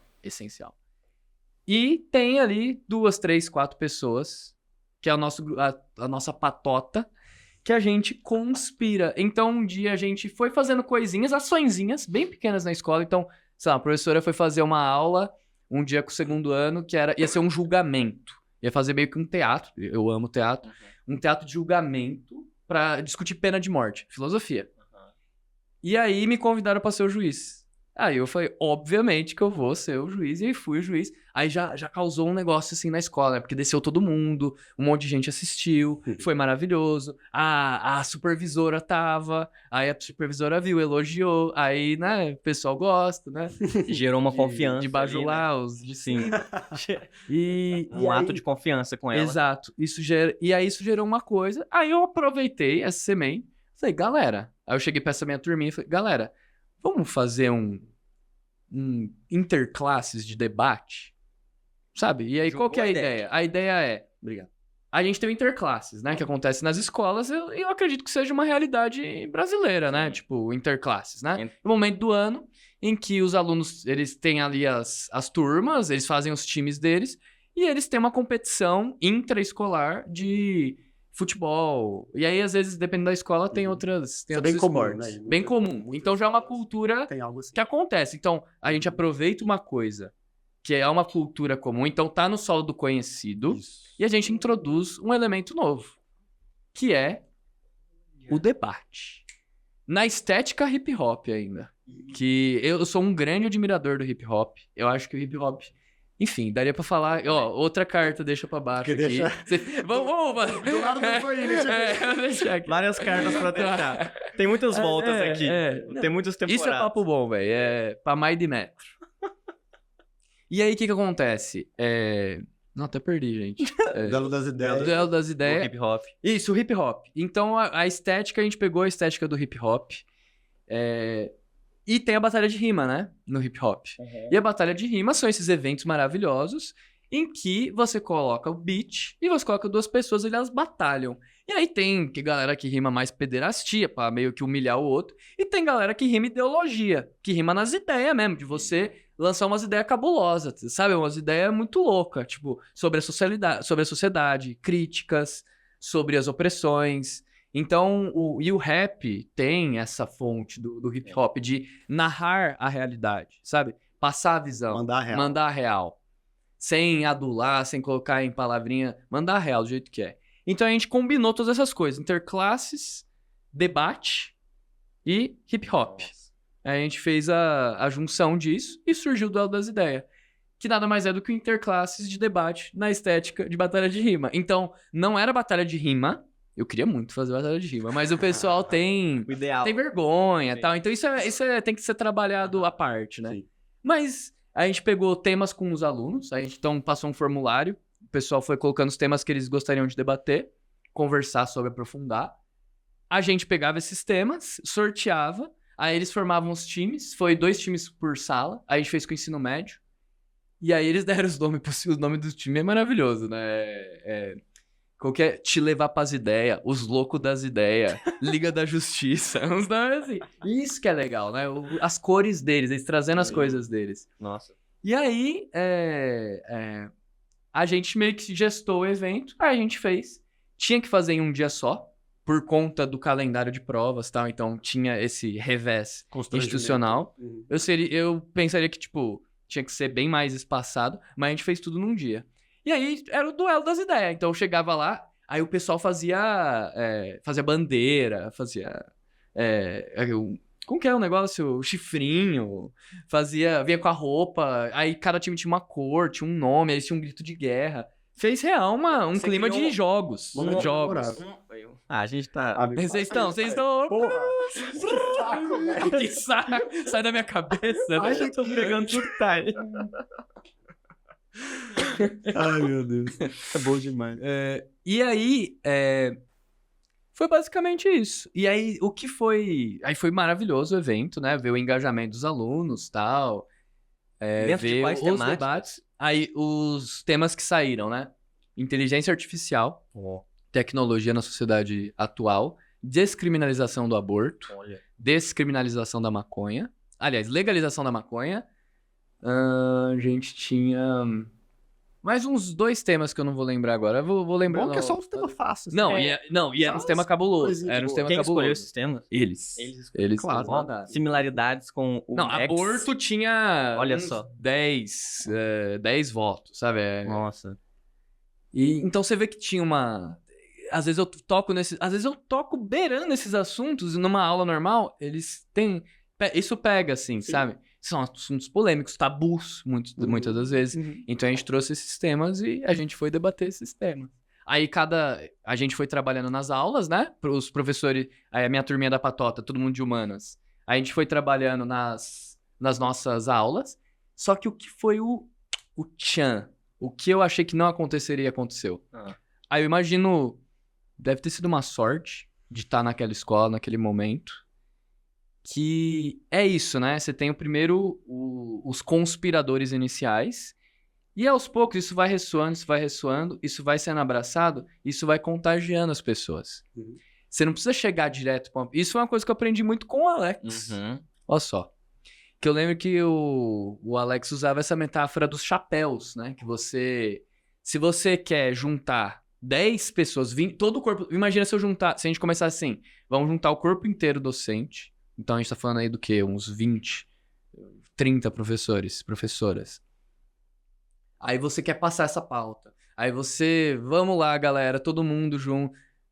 Cara, se der certo, vai dar só em 2025. E então, se você já joga todos os chapéus de, você vai ser organizador, você vai ser a pessoa que vai trabalhar esse tema em sala de aula, você vai organizar o evento, você vai pensar na música. Não, vamos fazer a gente aqui, que a gente já tá envolvido nessa ideia, nós 3, gesta essa ideia e vai fazendo convites pontuais. Você poderia ser o técnico, e aí surgiu essa ideia, na minha ideia inicial das ideias não tinha essa. E isso é o legal, o Dragon Dreaming, o sonho morre pra ele se tornar o sonho do coletivo. Pra ele nascer como, o sonho individual morre pra ele nascer como sonho coletivo. E aí surgiu essa ideia, e se os professores e as professoras fossem técnicos desse time? Tipo, pra dar aquele gás, trabalhar o tema em sala de aula. Isso criou uma relação, assim, entre os professores e o time, que foi muito legal. E aí, então, cada professor chegava no time, o meu... tornava aquela rivalidade saudável, sabe? O meu time, estão vindo forte. Ah, quero ver então. Duvido. Será mesmo? Os meus pupilos ali estão... Tem as manhas? Aí já fez uma anotação de todos os tempos. Então, criou esse clima, assim, na escola. Legal, E no dia, tava lotado ali o auditório. Eu era o MC ali, eu tava meio que na posição de mestre de cerimônia. E em nenhum momento eu me senti sobrecarregado ou com medo diante de tantos alunos que eu pensei, nossa, velho, vai ser, eu vou ter que... Por quê? Porque eu não estava sozinho. Tinha ali todo o corpo docente comigo, todo o corpo da escola ali comigo. E o mais legal, isso não estava definido, né? Tinha o duelo, então, tipo, pá. E aí a gente chegava ali meio que numa comunidade dos professores, mas eventualmente até do pessoal que trabalhava na limpeza, das pedagogas, chegando assim o pessoal.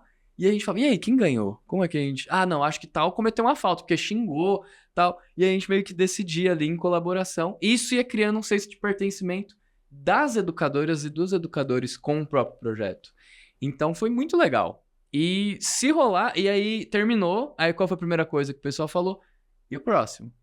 Nossa, E o próximo? Bateu. E aí eu sinto que essa é uma brecha para você criar cultura. Exato. Cultura. Deixar de ser só um episódio, né? Aconteceu uma coisa muito legal em 2023. Para ser, olha, todo ano acontece isso. E não foi você que falou, e o próximo? Nossa, exato. Eu também me marcou na sua fala, no curso do José Pacheco. E o próximo? Pô, 2 frasezinhas que quando você escuta em qualquer jornada criativa e numa jornada de educador... Aí você fala, é isso. Pera. Pô, tô chocado aqui. Tá falando umas coisas que... Dá uma respirada. Pô, eu escutaria esse podcast aqui, velho. Você lembra que eu comentei com você sobre o julgamento da natureza humana? Não sei se você vai lembrar que tá no livro. Lembro. Dos Momentos. Sim. Me lembra muito, assim, que é exatamente isso, de transformar o episódico em cultura. Essa escola, não sei se você vai lembrar, acho que talvez ter comentado, mas enfim, tantas histórias. Né? Uma escola nos Estados Unidos, que também começou da mesma forma. Professores que não morreram começaram a pensar uma história, um momento memorável, de criar um julgamento da natureza humana. A essência humana é boa ou má? Nossa. A índole. E aí, enfim, tem isso, mobiliza diferentes matérias, diferentes conhecimentos, etc. É muito legal que não sei se quando começou era assim, mas depois que já estava mais refinada a experiência, era para os alunos do 2º ano do ensino médio. Acontecia isso no 2º ano.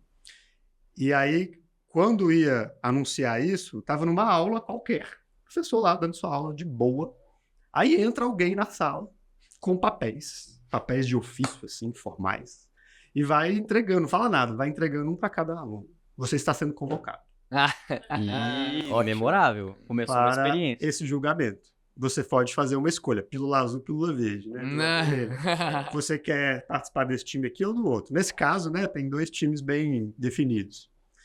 E aí isso começou com 1 ano. Começou singelo, começou com pouca coisa. E aí, hoje, eu não lembro quantos anos já tem isso na escola. Eu acho que deve ter mais de 10 anos que isso acontece. Hillsdale High, eu acho que chama a escola. E virou um momento, isso acontece no 2º ano, o equivalente ao 2º ano do ensino médio nosso. Virou uma parada que, tipo, os adolescentes, os jovens estão, sei lá, no 9º ano, eles já estão... Nossa, quando que vai chegar o 2º ano para eu participar disso, sabe? E vira cultura. Você faz virar cultura. E eles fizeram parceria com o Tribunal de Justiça da cidade para fazer esse evento acontecer lá. E aí tem a estética, tem tudo. Tem ganhador. Porque é importante sustentar essa ficção social do ganhador. Tem o ganhador, então as pessoas se engajam nessa rivalidade. Tem prêmio, teve prêmio. Tem. Isso me lembra muito, primeiro, a semelhança com o que aconteceu com o Rico, com o Nex. Mesma coisa. A semelhança com o que aconteceu com a Fabiane, minha professora que fez o TCG. Porque no 9º ano a gente está esperando... O TCG é Trabalho de Conclusão do Gabarito, que é a escola onde eu estudei. E é uma jornada de aprendizagem autônoma. Você escolhe o que, como, com quem aprender. E no final é tipo um TCC da escola. Da mesma ideia que o NEX é um núcleo de extensão dentro da escola, o TCG é um TCC dentro da escola. Então, importar aquilo que há de autônomo e autodirigido dentro da estrutura do ensino superior para a escola é uma coisa que estou reconhecendo como padrões, assim. E aí, no 9º ano, a gente fica também nessa empolgação de, pô, vai chegar o TCG, e aí, o que você vai fazer? Qual que vai ser o seu tema? E também foi uma coisa episódica que se transformou em cultura. E aí eu tenho uma pergunta. O que pra você, desse duelo das ideias... Das ideias. Das ideias. Eu tô falando... Não tem essa. O que pra você... O que se relaciona com o método do Jacotot? Como que pra você a história, tanto do ver por si mesmo e de tudo que a gente falou até aqui, como que esse exemplo prático se relaciona com essa ideia filosófica? Amei. Adorei. Um sorrisinho que diz muito. O duelo das ideias e a ideia do Jacotot é a seguinte: Jacotot tinha a ideia da igualdade das inteligências. Uhum. Todas as inteligências são iguais. Então a gente está acostumado a ver muito, sei lá, vamos trabalhar esse tema, né? Vamos supor que uma comunidade educativa queira trabalhar esse tema com seus alunos, né? Traz um especialista. Traz um especialista que vai dar uma palestra para os alunos, para as alunas, e aí vai ter um conhecimento. Aí depois passa um formulário para ver se aprendeu. E a ideia do duelo das ideias é simplesmente colocar em verificação a igualdade das inteligências. Quer dizer, a gente tem um problema comum. Isso é essencial também, né? Se fosse só a gente dando... vocês vão falar sobre isso. Uhum. A gente dá um recorte. A gente falou, temas relevantes para a sociedade brasileira. Uhum. Esse era o recorte. Mas até aí você consegue colocar muita coisa, né? Você é parte da sociedade brasileira. Exato. Então, parte desse comum. O que essa comunidade reconhece como algo que está em comum e que é uma questão pública. Uhum. E aí, o duelo das ideias, ele é a própria verificação dessa inteligência, né? Essas pessoas chegando ali e fazendo como que, aí o meu sonho de professor de filosofia, uma ágora. Uma ágora, quer dizer, um lugar de discussão pública, de debate público. E isso, aí, tem o meu lado, né, professor de humanas, ter essa cultura de debate, que é uma cultura democrática, afinal, né? É uma democracia de fato, e não só essa de você vai lá e vota a cada 2 anos e é isso. É uma cultura de debate, uma cultura democrática em que as pessoas não são ali só espectadores, né, do que acontece na sua sociedade. Claro. Uma fala que você fez no episódio que a gente gravou agora há pouco do Segundo Cérebro. As democracias, nesse sentido que você está trazendo, são as pessoas escarafunchando a realidade juntas. Total. Sim. Isso que as pessoas estavam fazendo no Duelo das Ideias, escarafunchando a realidade juntas. Sim. By Luiz Sérgio. O Segundo Cérebro ao vivo. E aí, claro, né? Tipo, tem vários... para não ficar só na ingenuidade também, teve vários problemas e desafios que contradições. Dá pra contar uma? Pessoas que a gente não atingiu, que a gente não consegue atingir. Tem Sempre. isso, né? E é óbvio, né? Eu esperar que fosse atingir todo mundo da primeira edição do negócio. Mas uma coisa que... E uma coisa antes de eu chegar nisso, eu tô vendo muita coisa aqui. A instabilidade dos professores. Isso é uma questão. O estado de São Paulo, aí, questão estrutural, a gente não sabe se a gente vai conseguir permanecer na escola no ano que vem. Então, isso mina também a chance, a possibilidade da gente já... Porque se a gente fosse dado, a gente já ia estar planejando do ano que vem agora. Mas tem isso, né? É uma rotatividade muito alta de professores. Termina o contrato, aí vai, não vai. Fica nessa coisa de não saber, sabe? E isso é uma política. Isso não é por acaso que acontece, né? Então isso é uma dificuldade já colocado pela estrutura. Mas uma coisa que foi muito legal foi que mesmo esses alunos... Porque é óbvio, né? Quem vai comprar a ideia de, tipo, debater na frente de toda a escola? Não vai ser todo mundo. Tem muita pessoa muito tímida. E nas minhas aulas eu tento trabalhar muito essa questão da exposição, né? De... Vai lá, fala o que você acha do mundo, o que você acha da realidade. Vai lá, vamos Vamos conversar, sabe? Se coloque. Eu faço esse convite. Take the risk. Exato. Se arrisque. E aí, é óbvio que vão ter aqui aquelas pessoas que vão ter uma maior predisposição para isso. Mas mesmo as que não tiveram não tem essa, elas são mais tímidas, são mais fechadas. Eu vi e nos olhos de algumas pessoas essa coisa de, sabe quando ela olha assim, ela fala, pô, acho que eu poderia estar ali, sabe? Eu queria estar... Ou, sabe aquela que quer participar, mas, sei lá, ela fica... As pessoas estão debatendo, aí ela fica... Não sei o quê. Não sei o quê. Então vem aqui, então. Não, calma, não. Não, vocês debatem, sabe? Ela só precisa de uma segunda edição pra ela... Não, dessa vez já entendi o jogo. Como espectador, ela é uma ótima debatedora. Então eu sinto que... o Tarek escutando o podcast. Respondendo. Exato. Falando sozinho, esperando a vez. Então eu sinto que tem uma... Aí tem uma virtude que eu sinto que é um educador dentro de instituições, que é paciência também, sabe? Você achar que você vai mudar as coisas do dia pra noite. Aquela clichê.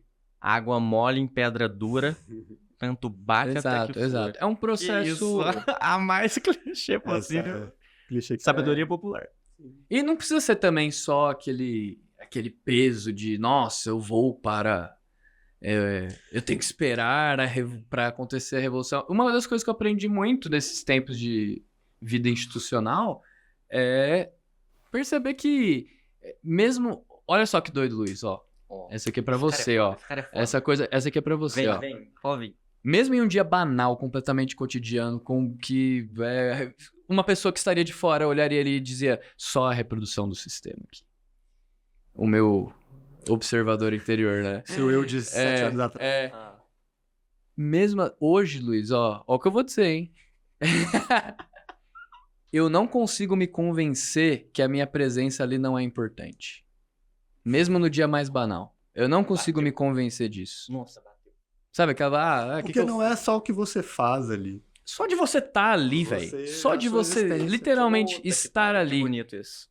Porra, Outro dia chegou uma estudante e falou assim: nossa, professor, você tem uma vibe da hora. Oh, meu Deus. Eu não tava fazendo... E foi um dia que eu tentei fazer uma aula e não teve ressonância e tal. Eu fiquei, nossa, não sei o quê. Que tem esses dias, né? E aí essa aluna chegou assim: professor, você tem uma vibe da hora. Você é calmo, você me passa uma paz. Nossa, que paz. Só de você estar ali, sabe? Então, a gente precisa ver também essas minúcias, que a gente diz que é minúcia, mas na verdade isso pode ser uma grande coisa pra alguém, sabe? Aprender a enxergar. Vem cá, a Agatha me falou uma coisa que eu vou citar agora, que eu anotei no meu segundo cérebro. A aula é uma desculpa para estar junto. Isso é o que você tá falando. É isso. Na hora que ela falou isso, eu falei... É isso. Claro, mano, tá, o sistema Fundamentalmente tá aí, beleza, parará. Mas a aula é uma desculpa para estar junto. Uhum. A partir dali, o que acontece nela... Uhum. Porra, velho.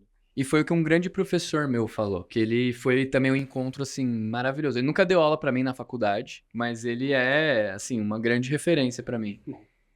E a gente sempre... Ele tava lá. Hã? Ele tava ali. Ele tava ali. E tem um poema que eu adoro, né? Que eu tenho no meu caderninho, assim, de educador. Eu acho que eu devo ter recitado pra vocês umas 5 vezes, mas eu vou recitar de novo. Eu quero todas. Mestres que o rodearam falam dentro de você.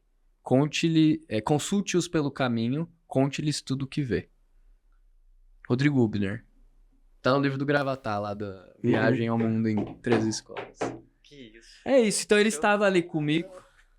E mesmo nesses dias, assim, sabe? O mero fato de estar... E esse professor me falou isso.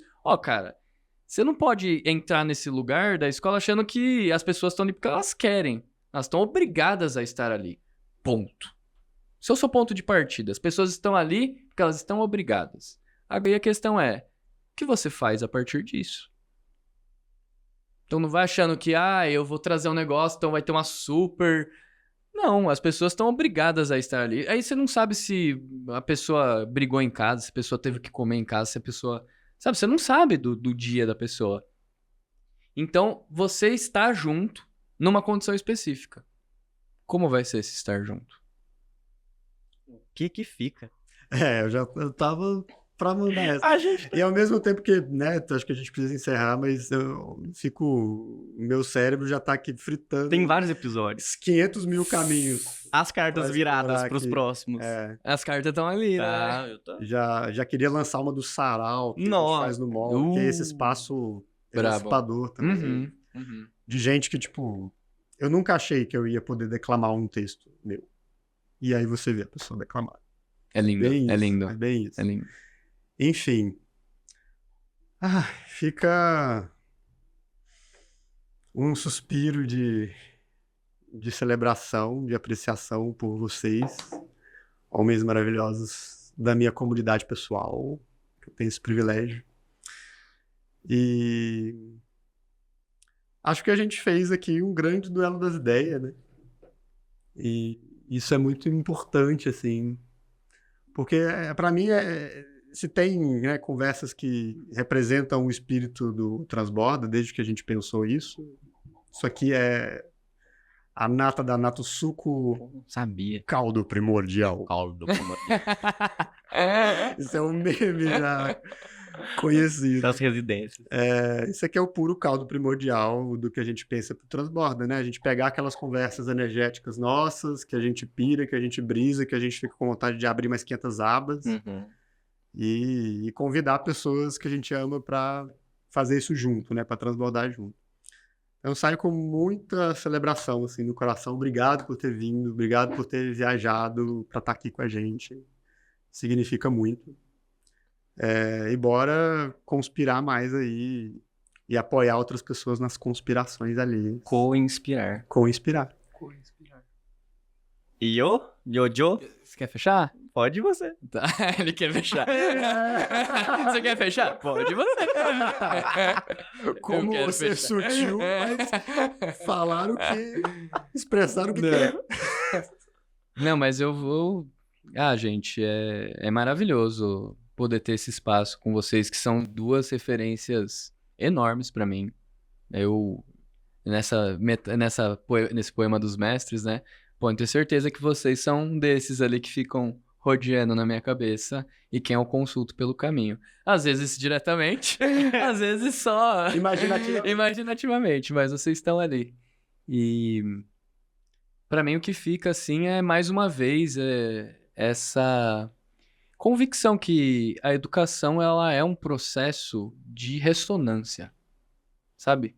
Ela é esse mesmo processo em que a gente vai, como diz a Zanigeri, né, acendendo o sol dos outros. E quando a gente acende o sol do outro, a gente acende o nosso de volta e a gente vai ressonando. E aquilo que vibra na gente, quando passa pelo outro, vibra mais forte na gente. A gente devolve o que a gente recebe de volta do outro, fortifica ainda mais. E isso é essencial para eu poder ser a pessoa que eu sou ali na escola, fora da escola.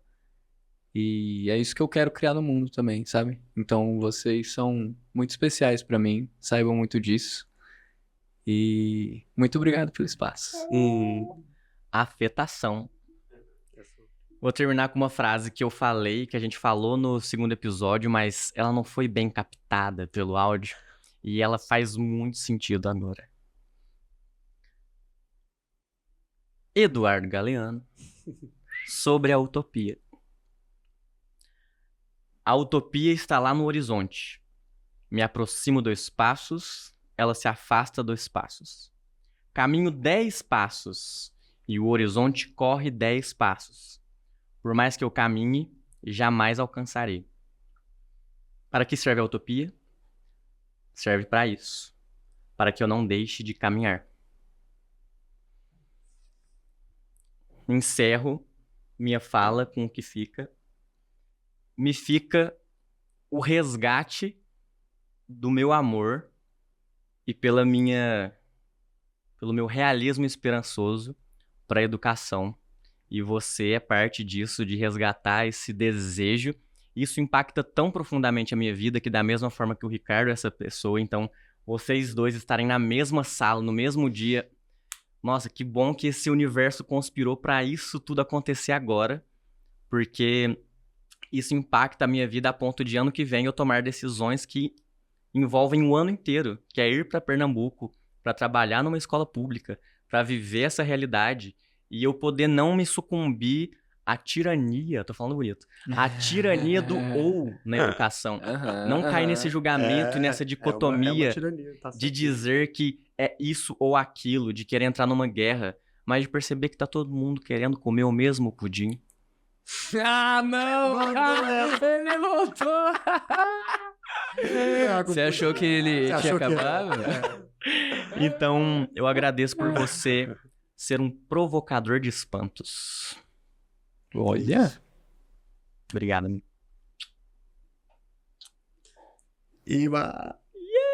Nas veias Festas da América Latina. Os esquerdomatas.